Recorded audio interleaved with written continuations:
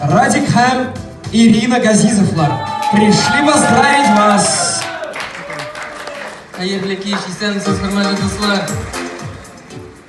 Дустым Искәндәр, киленебез Регина, сезне чынлап та чын күңелдән кайнар котлыйбыз сезнең шушы матур бәйрәмегез, туй бәйрәмегез белән сезгә исәнлек, саулык, озын гомер телибез.